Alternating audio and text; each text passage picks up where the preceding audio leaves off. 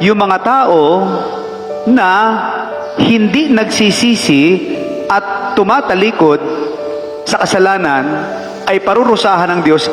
Tama siya, ang ating Panginoon sa mabuting balita. Parurusahan ang mga hindi nagsisisi. Binigyan na ng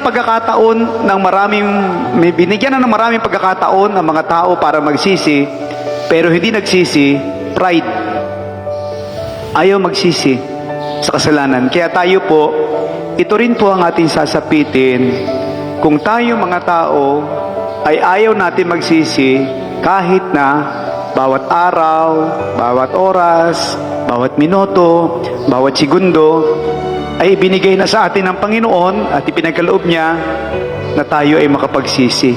Bawat segundo ay pagkakataon na tayo ay magsisi sa ating kasalanan upang tayo mapatawad, upang tayo ay hindi maparusahan.